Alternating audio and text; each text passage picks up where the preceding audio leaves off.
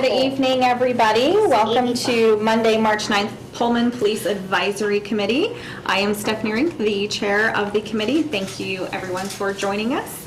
We will start with attendance, and we will start with Chief Jenkins. Gary Jenkins, Pullman Police Chief. Phyllis Dahlkopf, Sunnyside Hill Representative.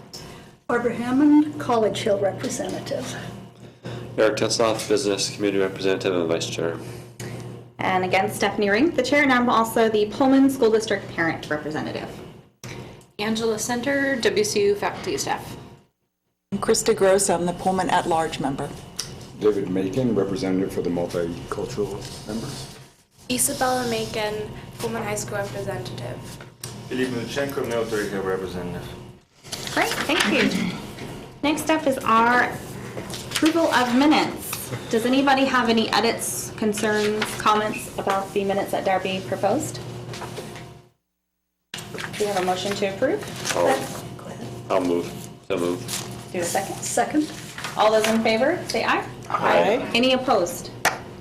Great, motion passes. All right, wonderful. Next up, we have some new police officer introductions. Thank you so much for being here today. We are looking forward to hearing all about you. So however you would like to do it, come up to our podium and let us get to know you.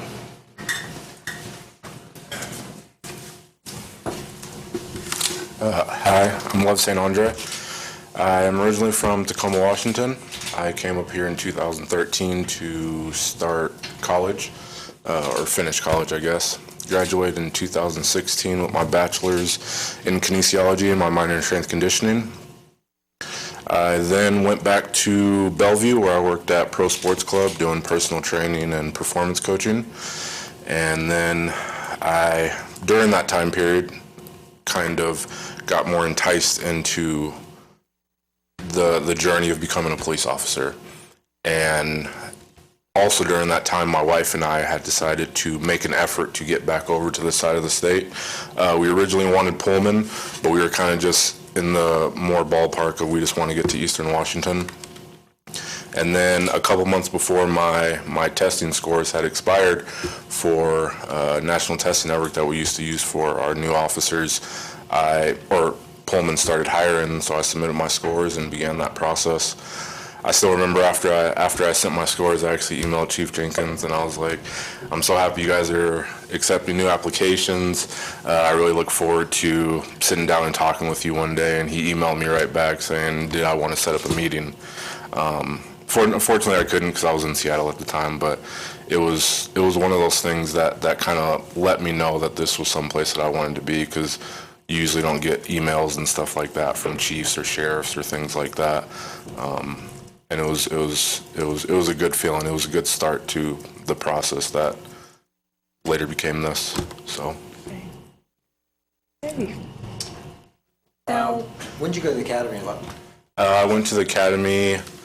I started October 23rd, 2018, and graduated March 6, 2019. And I've been on my own since June 19th last summer. And what was the drive? What was your inspiration to be an officer? It was multifaceted. It was one, when I was personal training here at the rec center, I actually used to train one of the police officers that worked for Pullman PD, who unfortunately isn't here anymore. Officer Michael Buss is over in King County now. And even though I didn't have the desire at that time to become a police officer, of course, when you're personal training with people, you kind of talk about life and things like that every day during your sessions. And of course, he talked about being a police officer. And even though he knew that I had never expressed interest in it, it was always nice hearing him talk about it, because it was never really anything bad about anything. I mean, of course, there were times where like he was tired before doing something, or just kind of felt overworked at times and he was trying to do more overtime and whatnot, but it was never anything bad about the job or the department. And when I was getting ready to graduate, my mom came up here and I was kind of in that I'm about to graduate in a couple months panic, because I didn't have a job yet, and I was getting married 6 months after I was graduating. So I was like, after I graduate, I need to be working somewhere because we need to get ready for our wedding. And my mom was like, oh, Washington State Patrol's hiring. And my first reaction was, I'm not going to be a cop. Because, like I said, I'm from Tacoma, Washington, so it's not really something that's kind of normal to people that I grew up with to do things like this. So just my natural reaction, just say that wasn't something that I was going to do. And then throughout my time when I went to the personal training job that I had and I was in training, I just couldn't shake the idea. And it was around the time when a lot of the officer-involved shootings were happening around the country, and it kind of just spoke to me that I just wanted to be a better person for like my community and my country. I knew I was gonna be bringing a child into this world at some point soon, and I just wanted to be a better representative of what I felt like I had when I was growing up. For not only her, but the community that I lived in. And so I talked to my wife and then started the process, start studying and reading about departments and whatnot. And yeah.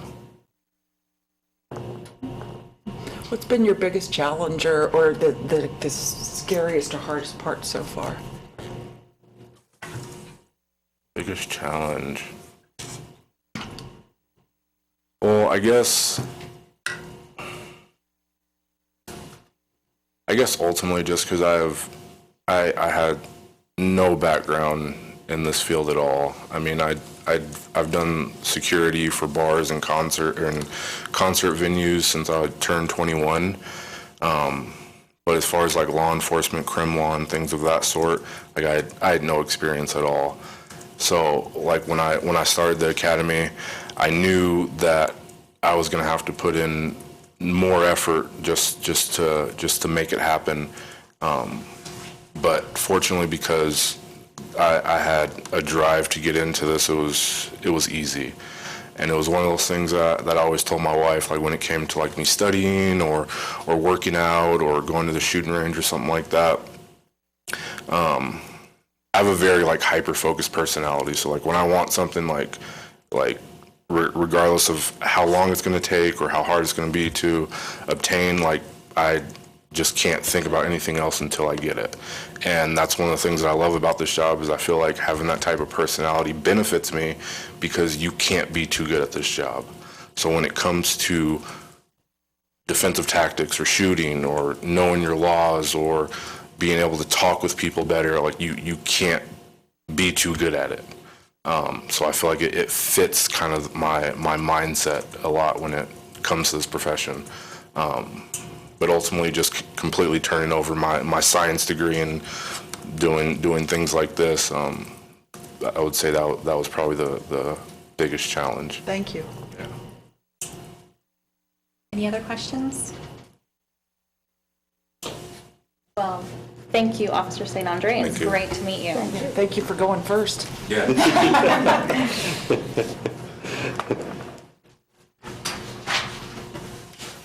Hello, I'm Holden Humphrey. I started here July 23rd of 2018, I'm pretty sure. I think I went to the academy about 2 weeks after that. Not sure the exact day, I don't have it all memorized, which I don't know why I don't, but I remember my graduation date, but that's the one date I had memorized. Growing up, I wanted to be a police officer since I was probably 6 or 7 years old. Even when I was playing with my friends, I'd play like Hot Wheels and stuff, and I was always the police officer, no matter what game we were playing or whatever we were doing.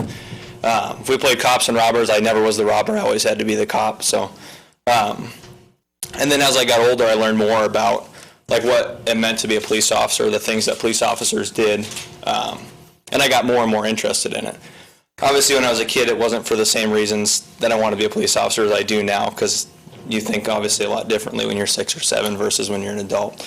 But growing up, my parents were military, so we moved around a lot. They were Navy, so they moved us from coast to coast, back and forth every 3 or 4 years. But I think I was fortunate to end up in Washington. So I went to Lake Stevens High School, and there they had a really good police explorer program at their police department. So knowing then that I wanted to be a police officer, I still didn't have a ton of information. So I joined that program when I was a freshman in high school, and I did that through high school. That program allowed me to actually have experience talking with police officers that had been police officers for a while and find out from them what they like to do about the job or why they want to do it. It also gave me hands-on experience actually training and doing police stuff with them. That gave me more experience to help me later on. Then after I graduated high school, I was going to go to get my degree, so I came out here for WSU to get my degree. My goal when I came out here was not to stay. It was to just get my degree and then go back to the west side and be a cop over there. But after living here for about a year, I realized I didn't really want to leave, so I settled down and bought a house, and then I'm definitely glad to be here. But when I first came out here, I joined the WSU intern program at the WSU Police Department, and I got to work with a lot of officers there. And through that program, I actually got to work a lot with Pullman as well, because we have a pretty good relationship between the two departments where I'm able to ride along with Pullman officers and WSU officers alike. Doing that actually gave me a lot of good experience to actually know how Pullman Police Department worked as a department. So doing that, that's how I decided that I wanted to work for Pullman. I really liked how everyone worked together there and the things that they did there and how they did their job there. I liked it better than any other department I'd ever seen kind of work together, and that was why when I applied for police departments, I only applied for Pullman and kind of just hoped that I would get that job because that was where I wanted to work. So with that, I'm just fortunate to be here today. So since we already know your inspiration, what has been the most rewarding part of your job now that you've been with us for about did you say a year? Like a year and a half-ish, yeah. But I mean, if you don't include academy time or whatever, but it's probably a tough question. What I like, I think, the most about working here is there's different seasons and there's different things to do. Even working for what might be considered like a small town for Pullman, it's like it's still big enough where there's so many opportunities and so many different things you can do. If you enjoy doing traffic enforcement, you can do that. If you enjoy doing other types of law enforcement, you can do that. There's so many different niches you can get into even in such a small community. And it's kind of interesting to see how there's kind of a flip in different types of calls that we get and different types of things that we do from like summer to when there's no students or less students and when there are students here. And even from semester to semester it changes. But I think one of the most rewarding things for me is every day I go to work, it's something different. Like I've never had 2 of the same days, even though I haven't been doing this for that long. I don't expect to ever have 2 of the same days doing this. So given that many of you have been students here, what was that like in terms of that transition, right? You go from knowing, that's a complete switch. How was that? It was interesting. I didn't do a lot of the stuff that I think a lot of students do here, so I still was able to connect with a lot of them as far as being, because I'm still obviously relatively young, so I'm still about the same age range as a lot of the students here. And I feel like a lot of them realize that, and so I think I was able to build rapport with a lot of students and work with them a lot that. I enjoy just going out on foot on Greek Row and just talking to people and doing stuff like that. It's one of the things I like to do just because I feel like I'll lose that as I get older and I've been here longer and I feel like I won't have that relationship. But no, you won't. Yeah. But it's definitely an interesting switch. It's going from being almost like a peer to them where they're almost looking at you as like an authority figure, where a lot of times it's like I don't necessarily feel like an authority figure to them because I feel very similar to a lot of them. So it's kind of interesting. Any other questions? Well, Officer Humphrey, thank you very much. We are very pleased to welcome you here. Thank you.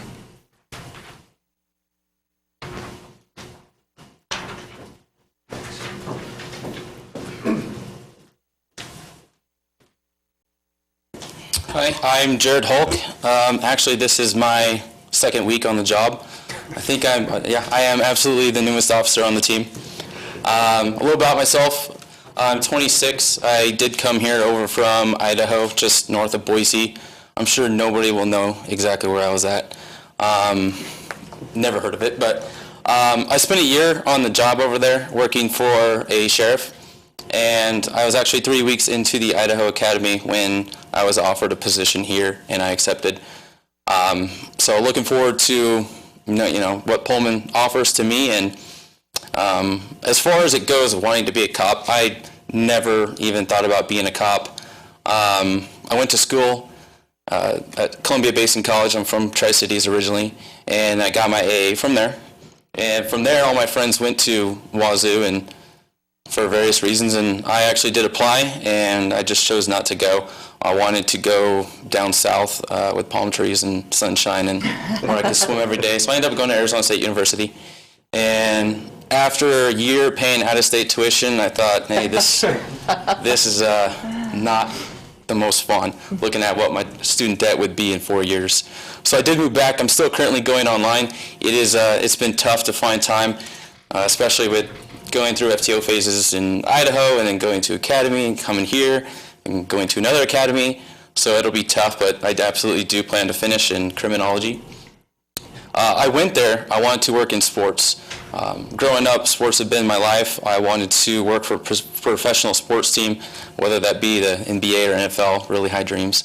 And when I got there, I joined the programs to do so, and I learned that that career path was going to be extremely difficult based upon it's kind of who you know business. You need all these different connections, and those were hard because I was from out of town, and a lot of people were from the LA area who knew somebody big. And then I learned that your foot in the door in professional sports is through ticket sales. And I've worked sales before, and I am absolutely terrible at it. I cannot push people to buy anything. So learning that, I kind of was like, well, it's still first semester. I don't know what I'm going to do. My dreams were crushed. And it just so happens I worked at a fitness club in Tri-Cities, and one of the members there was a cop for Kewnuk Police Department. And he texted me one day, and he's like, hey, Jared, I don't know what you're doing, where you're at, but knowing you and knowing about you, you should look into being a cop. It's a great time to join the profession. I looked into it, and I knew for a fact that my parents wouldn't approve of that.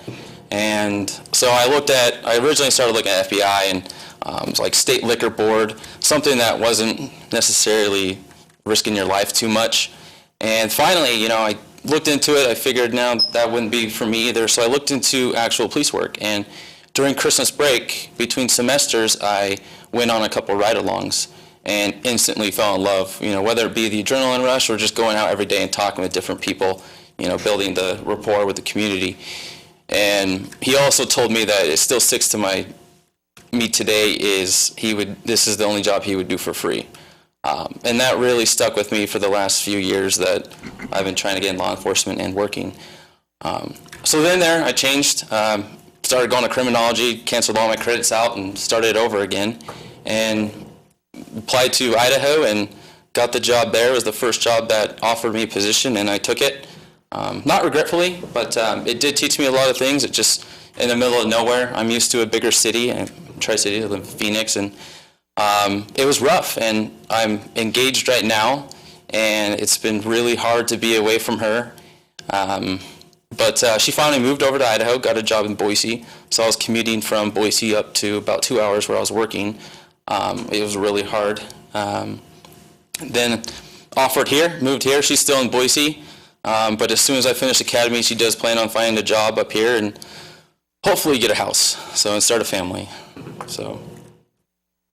Well, I'm glad that palm trees didn't last in your future and that you're here with us in the snowy weather like we had the other day. So it's great welcoming you here. So since you are the newest, what so far has been the best experience here in Pullman for you?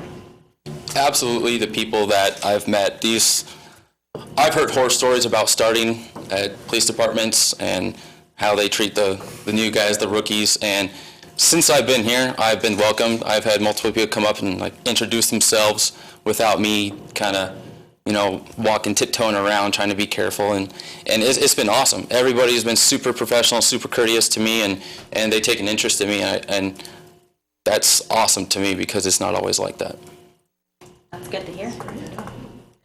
When you were in Idaho, were you in the state police or a local sheriff's department? The local sheriff's department. Mm-hmm. It was Adams County. Okay. Mm-hmm. Okay. Awesome. Okay. See, we've heard of that. Any other questions? Well, it's great to have you here, Officer Hulk. Thank you very much.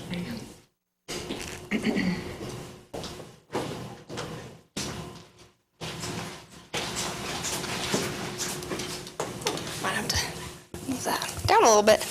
Hi, so I'm Breauna. I was born and raised in Spokane, Washington. I came down to Pullman to go to WSU. I was originally pre-med, but they encourage you to major in something other than anything medical, which turns out was helpful because I'm really bad at science. And so I actually ended up majoring in criminal justice. I actually had Dr. Makin as a professor one semester. And then joined the same intern program as Officer Humphrey. We actually got the chance to work together when we were interns. I wasn't sure what I wanted to do. I told a friend of mine about that who was in the intern program at the time, and he said, you should just come and try this. You know, you want to be a doctor, so that's intense work. You have to talk to people. It's very similar in a lot of ways to what you do as a police officer. And so I joined the program, went on one ride-along, and I was completely sold. I was like, this is 100% what I want to do. I got the chance to ride with WSU, Whitman County, and Pullman just as much as I possibly could. I was working as a CNA at the time, which kind of cemented the idea that that was something that I didn't want to do forever, but it was filling the gap. So in between working there, actually worked up at Bishop Place in Pullman, and doing ride-alongs, I kind of figured out that Pullman was somewhere that I wanted to be for the rest of my career. And so when I applied, I knew that I wanted to work for Pullman. And I was lucky enough to get hired and go to Academy. I graduated Academy last June, and I've been down here since. I've been on my own for a couple of months now. Breauna, what is your last name? Thanks. Thanks. So same question for you. What was that like, that transition, right? Going from being a student in that area to now being an officer for that area? I actually didn't notice a lot of a transition. It wasn't super hard. It was harder for me to go from being in healthcare where it's a very different field that coming over here than it was to go from being a student. I wasn't super involved as a student other than in the cadet program, so I'd kind of already started being a part of the law enforcement community over here before I was actually hired. So it made the transition a lot easier, I think. What has been your most rewarding part of being a Pullman officer? So I knew when I decided I wanted to be a doctor that I wanted to have an impact on people. That was part of the reason that I wanted to do it. And I think being an officer, getting the chance to really have an impact on the community and on individuals in the community right away. It's not like some jobs where you find out that you had an impact years down the line, which is great, but I think I'm a little bit more immediate focused. And so it's nice to know that you're having an impact on the community right away and being able to really help people when they need it and make sure that people who are hurting the community aren't able to do that. Any other questions? Well, thank you, Officer Banks, and we're glad to have you. Yay. Would you like to get a photo of all the new officers together? That might be great. Yeah. I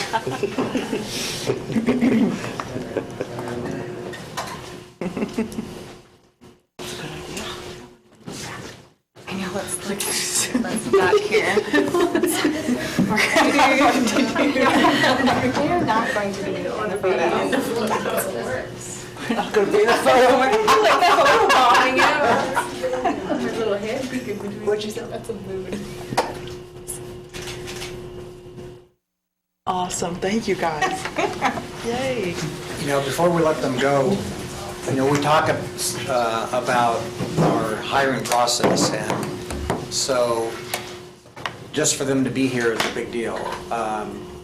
You know, we start with the pre-testing and then physical ability test, and then from that, we select the people that we're going to interview based on their resume and what they've shown, how their interest in law enforcement. And then they have an interview panel of some police officers and also community members. And then from that, those that do well are chosen for a chief's interview. And then those that pass the chief's interview then are subject to a very thorough background investigation. So these 4 officers probably represent about 150 people that applied for those positions, and these are the 4 that rose to the top. To be a Pullman police officer, we're very, very selective. And so it's an accomplishment for them to be standing here today as Pullman police officers. Hey, congratulations. Yay. Well, thank you again. And we are all very happy to have you. Just don't give us any tickets. All right, Chief Jenkins, for our police department update.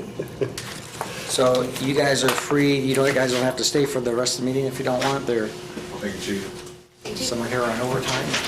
Thank you, guys. Thank you. Thanks, you guys. And girls.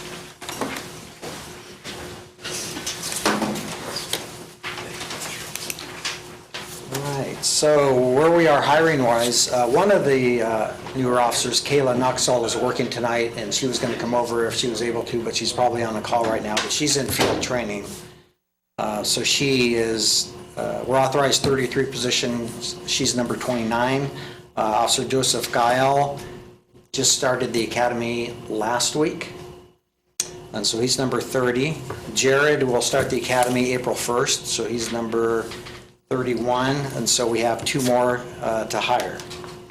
And we're doing interviews later this month. Civil Service Commission just recently approved a different process for lateral applicants. So previously, lateral, which means like Jared, he works, he's already a police officer at another agency. However, he didn't qualify as a lateral because he hasn't completed the academy. So a lateral is someone who has finished an academy either in Washington or another state that we're reciprocal with, and so they don't have to go through the full police academy here. They just go through an equivalency academy. It's 2 weeks.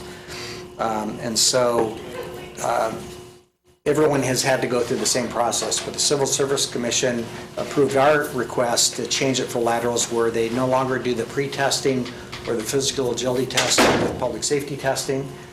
Their first part of the process is the interview panel. We've already seen some results from that because we've had a couple of laterals now have applied for the upcoming interviews. We had heard that some laterals just were turned off by having to go through that same process. And after some reflection, we felt that it really wasn't serving a good purpose for us. We already know they're committed to law enforcement. They've shown that they can do the job.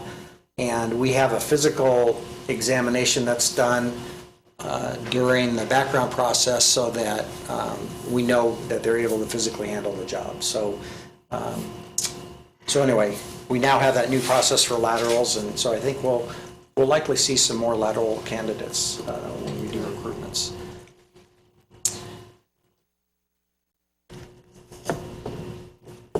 We are in the process of applying for a grant. It's a community-oriented policing services, community policing development micro-grant with Dr. Makin to research the efficacy of de-escalation training and de-escalation techniques. There's been a lot of focus in the last few years on law enforcement using de-escalation, yet there has been very little or no research on how well what is being taught is working. So this will be some of the first research that will be available, not just for us in Pullman to help us develop our policies and our training, but nationwide for law enforcement to really learn about de-escalation. David, did you want to say anything else about that? No, I agree. I think that what we're doing is, I had an opportunity to speak to the Daily News, the chief referred over, and it is truly a one-of-a-kind study. I mean, I think it speaks to how progressive the Pullman Police Department is. So we'll be taking all use of force incidents, crisis events, and we, kind of what I talked about in terms of what my research involves, we break it down so we can tell you how many interruptions, we can tell you and identify the techniques and how effective they are. It will be the first study of its kind anywhere. Very cool. that does it in the level of detail. So an example would be, a lot of studies would ask, did an officer apply a de-escalation technique? And it's either yes or no. That's not how we approach it in the lab. We look at when did it occur, right? And then we'll order those events. So did it occur before or after an expression of emotionality, right? Because that matters, right? If an officer is de-escalating, but there hasn't been any emotionality, that preemptive kind of de-escalation, you want to know, does it have an impact? And so I think that what we're trying to do will become the foundation for what other agencies would do. So I mean, if we get it, it'll truly be like the foundational study that other agencies will look back and they'll go, like the Pullman Police Department. I think a lot of agencies would love to be like this department, but in a really positive, right? So I think it's a great opportunity. We'll see if we awarded it, but it's a good place to start. If you are awarded it, how long is that study? It'll take us about a year to complete. You figure so there's 220 force incidents, and then we'll match on crisis events. We ask officers to self-identify de-escalation as well, where they think they did a really good job de-escalating, so we can kind of inductively look at some of the different techniques that they use that maybe is not captured in existing instruments. Just something as basic as if officers are applying these techniques, there's no instrument that's ever been created that looks at an observational level. Do they actually do the things we teach them? So this is a foundational baseline, and we're doing this with other agencies as well. So it's really great to have the opportunity to just specifically focus on a study that's Pullman-centric. That's interesting. Do you have any targeted journals that you're looking for publication? This would probably go as high as possible, but outside the field even better. So my full professor goal is a Nature or Science publication. So you're going to present to us first before you go to present to your conference. Everyone would love. He's going to say, read this paper and give me comments. I've been on this faculty board to No, this is one of the things we actually put in the grant, was to actually present to this group, to what the results are. We'd like to even do one kind of halfway to kind of show what the baseline is. Something as basic as how early force is applied is really important for agencies, because you can create an agency baseline. And it's not that if officers deviate too much, it's like a warning sign. It just means you have a conversation with an officer to say, well, it seems to be, you are substantially faster than everyone else using force. And there might be a valid reason for that. But until agencies baseline their interactions, we're kind of flying blind. Which is what the chief and I got together with Makin, and we kind of sat down and thought about that. Officer, if you see her. Yeah. Thanks. No. He, supervisor, the new. Jake Oppenheimer. Jake. We sat, all four of us got together to sit down and kind of think through what could we do with this footage. It would really help the police department. And this is really about accountability and transparency. Well, we had about 20 ideas, but this one. We threw the red light signal system. The cameras were out. Makin already said but yeah, really, you think about what policing is supposed to be. It's supposed to be accountable and transparent. And by breaking down all of these interactions, the police department cannot get any more transparent or accountable in what their interactions actually look like. So pretty excited to be able to do that. Maybe you said this already, but have you already submitted the proposal? It's due March 11th. But actually, Darby on the grant website, she said that it says the end of March, but we'll have it done by 11th just in case. Perfect. And then do you have any idea when you'll hear back? September. Okay. Awesome. Wow, that's awesome. Yeah, I love the transparency. It says volume. So Gary, is it talking about, or both of you, physical de-escalation, verbal de-escalation? What kind of techniques are de-escalation techniques? So that's a great question. So we capture all attempts. So the idea is that there are 6 formal domains of what de-escalation is. But in terms of, like the specific, this is what de-escalation is, part of the reason we're doing this study is so that Pullman can develop. So right now they offer the policy says officers must attempt de-escalation. What we want to be able to do is fundamentally study officers applying it and then start to group those together so the Pullman Police Department, when they revise their policy, can say, these are the techniques. Because right now it's just, did you attempt it? And it's kind of nebulous, right? Like, what actually is it? That's what we'll be able to help the police department put together. It is this type of verbal technique. And that question I don't think has really ever been answered, and I think it's mostly answered based on what the result was. So if you did something that resulted in a low use of force or no use of force, that's considered de-escalation.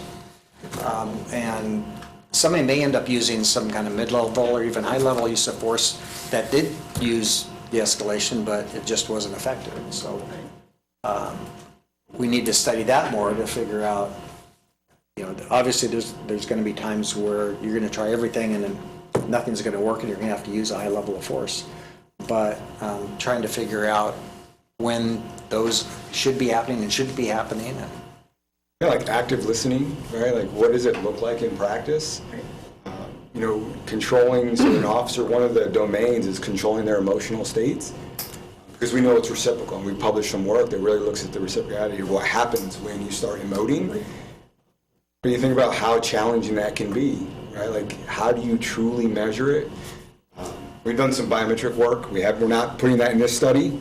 We would have exceeded the grant cost exponentially if we had biometrics in it. But what is really great about working with the Pullman Police Department is that the chief and the officers have been open to having biometrics, so we can really study what stress looks like on officers.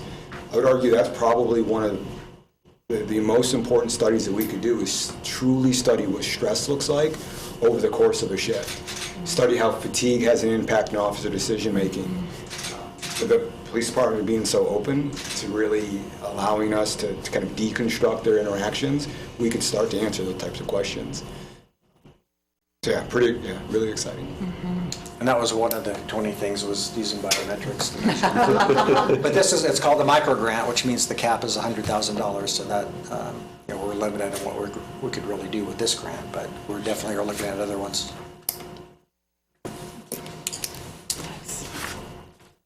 Pullman Moscow Regional Airport applied for and obtained a grant that will help them bring another airline to the airport. And the airport director, along with the Pullman representative from the Pullman Chamber of Commerce and the Moscow Chamber of Commerce, went to an event which the airport director refers to as speed dating with airlines. So organizations can meet, or municipalities can meet with airlines for like in 15 or 20-minute segments and pitch their city or their airport. And so it sounds like, and United Airlines was an airline that actually supported the grant with documentation, and so they're very interested. There's some likelihood that if United comes to Pullman, they're looking at a couple of flights flying to Denver so that people can get connections out of Denver. Delta apparently is also interested in some flights in Pullman, and Allegiant is looking. So there's a lot of airlines that are expressing interest, particularly now that the runway has been expanded, and they're going to be making a new terminal also to facilitate more passengers. So probably either before the end of this year or at least by next year, we'll start seeing some more flights in and out of Pullman. And that will impact our staffing because we're required to have, the airport's required to provide law enforcement services for outgoing flights. And so we're going to have to step that up. So it'll impact us as well. I vote for Delta. Just saying. Spirit Airline. No, I don't Spirit. I didn't say Spirit. I just said Delta. Are you sure? I mean, you can get the $30 flight to anywhere you want to go. Instead of flying. You can check that one. I'd rather have Delta. Thank you. Yeah. We were bringing training here for today and tomorrow for a lot of our staff. It's called Blue Courage, and it's an ethics and value-based training. And then there were going to be 2 more days that a few of our staff were going to take for a train the trainer. So the instructor called me Sunday night and said his wife had been ill with potentially the COVID-19. And then he started exhibiting symptoms Sunday morning. So we thought it best he didn't come over here. So his co-instructor, who was going to be assisting him out of Spokane, had been teaching with him all week prior. So he was likely exposed. So we had to cancel those classes. The police academy is still operating. They are having their non-essential staff work from home. They have canceled all advanced officer training classes. So we had just sent over one of our code enforcement officers to take the 2-week animal control officer academy. He was the last one of them that didn't have that training, and he showed up Monday morning and they sent him home because they canceled that class. So there's a lot of things that are impacting us like they are everyone else. We did have a meeting with some of our regional partners regarding the coronavirus. It was a week ago, Monday, including the airport and the school district, the health department, Soritzer Engineering, WSU Emergency Management, the school district, just so everyone could touch base, and we all have now a group email list that we can all share information. There's a meeting tomorrow morning at Pullman Regional Hospital that we'll all be attending, and that meeting will likely take the place of the local meeting that we coordinated. So we'll get some updates tomorrow. Troy Henderson's the County Public Health Department Director has been very accessible, and so he's been providing us a lot of information. So we're trying to stay up with it as much as we can. We're instructing our staff to take precautions, particularly with first responders for police and fire. And we also created a web page on the police department website. So if you go to the police department website, you'll see that there's a heading for coronavirus or COVID-19, and we have a lot of information there and a lot of links to other sources, and really the CDC is probably the best source of information for accurate current information, and they do update that regularly. And we have a feed from the CDC on that website.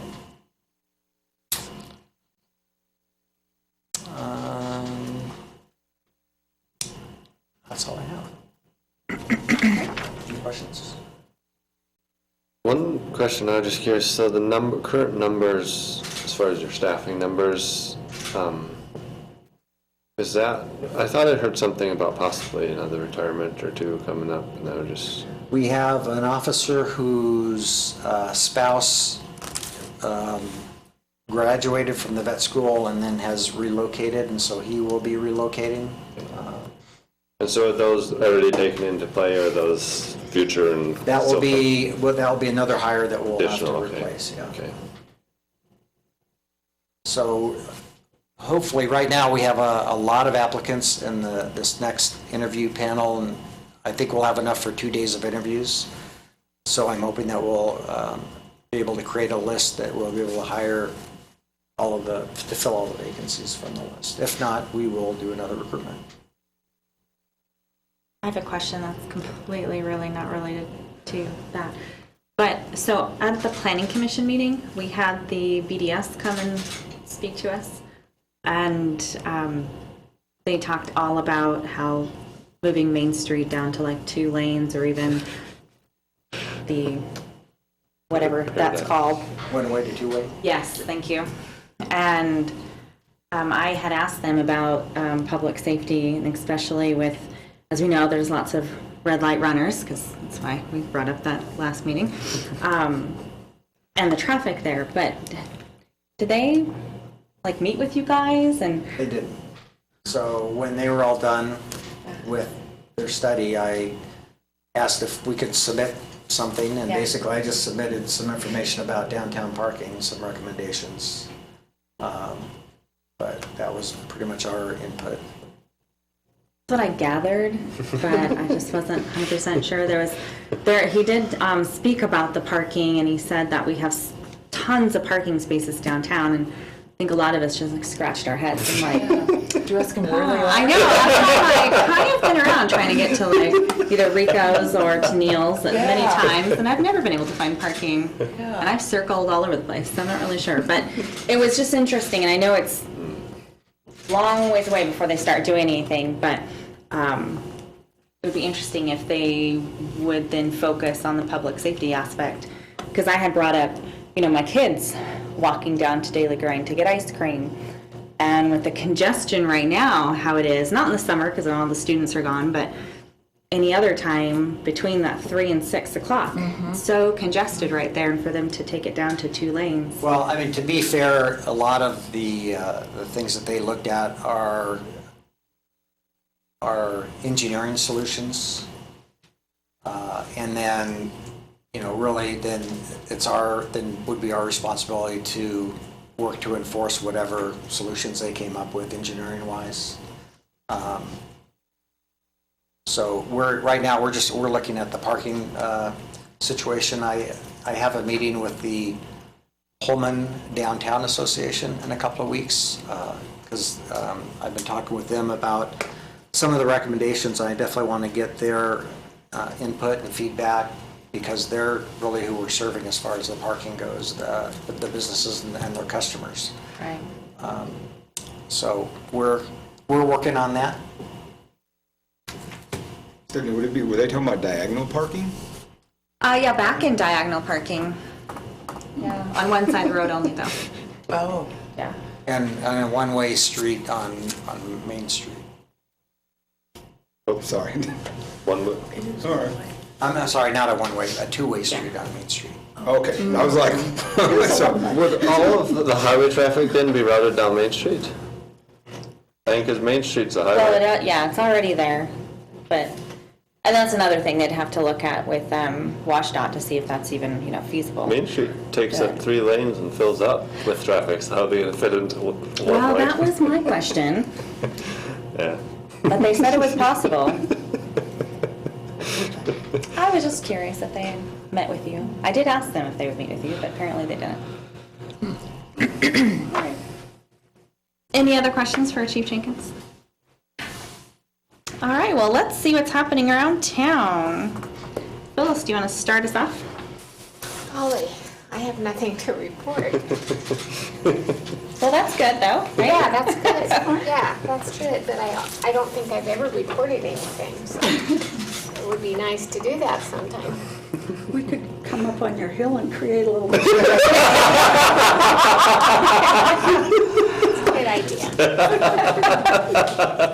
There's really nothing to report from College Hill. Nothing here.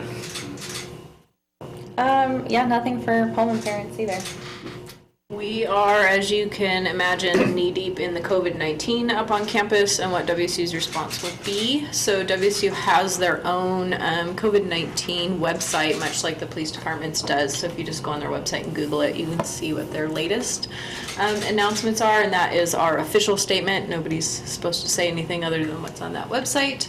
We are doing extra custodial cleaning on campus, and we are making preparations to go online with classes if we need be. So WSU Everett is currently on online campus only until March 13th, I think. And they have closed already once too for 2 days for cleaning of that facility. So it's already impacting WSU. It may or may not impact Pullman, but we're prepared and we're ready. And if anybody has questions, just see that website. They do update it quite often. I just got back from Las Vegas for the RE/MAX conference, so it's an international conference, but it was a few weeks ago, so I guess everyone felt relatively safe. We at the Beverly Carter Foundation were giving away this little cell phone sanitizers, which usually, people kind of grab anyway because it's free, but this time, people were, flocking there. But again, I go to those booths and just, we collect donations, but just listen to people's stories of, agents doing the right thing, bringing people into a public place, particularly the office, getting all the information before they get in the car with them and go to a vacant home. and still getting attacked. So again, I just go back and I keep trying to preach getting people to get pre-qualified. That way lenders know the person's name, where they work, their social security numbers, all the things that make us smarter agents and also keep us safer. But golly, people just come and speak in all different languages, and the tiers still speak, the same words. Anyhow, flipping over back to good old Pullman, I went to a Whitman County Association of Realtors meeting, a board meeting, and asked if we could start a safety committee. National Association of Realtors are finally creating their own safety committee, so I said, well, let's do one here in Pullman. I will chair it up. And the good news is once crime goes away, we can disband the committee and just all take a break from that. But I'm really proud that they quickly adopted it, and I'm not sure what that means for the group, but hopefully just safety lessons at every monthly meeting that we have. And then segueing to that, we're trying to combine the Whitman County Association of Realtors meeting with the Tenant Landlord Association meeting, so hopefully you and your officer can only go to one, because I think they wanted to kind of pull you to both of them. So we're going to try to combine that. Right now, we're just looking for a venue that will hold that many people. So thank you so much still for taking your time to do that. And I just think that it's just keeping those things top of mind, because people in our business, they want to be customer service oriented, and they need to make a sale, and they get desperate, and they start getting, they start to not think so much. So I appreciate anything that you do that helps us with those things. So I think that's all I finally have. Nothing to report? Like the police and the WSU's website, the Pullman Public School does have daily tracks of the coronavirus or the COVID-19 thing, and they implemented this thing, well, if you're showing signs of like the flu, and like 3 days after, like, you're done, you have to stay 3 days after. That's 72 hours.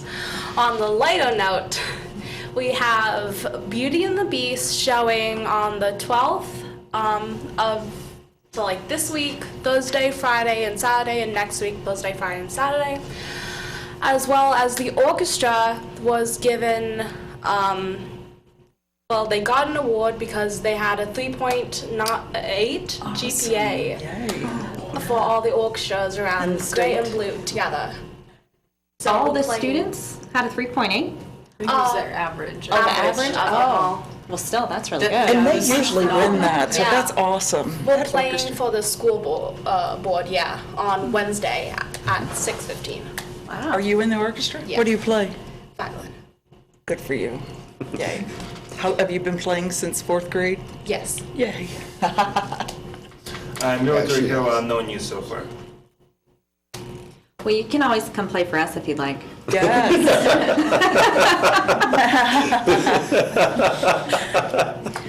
So we do have some time if there's any public comment. No? I'm sorry, what was that young child back there? Just sat up. I know, she disappeared and all of a sudden she appeared. I'm like, what was she doing? Napping back there? Okay, our next meeting is April 13th. Chief, do we know what we're doing on that time? Well, I know part of what we're doing. Heidi Lamley will be coming to talk about drug and alcohol abuse recognition. Great. Perfect. If there's nothing else, then we can adjourn.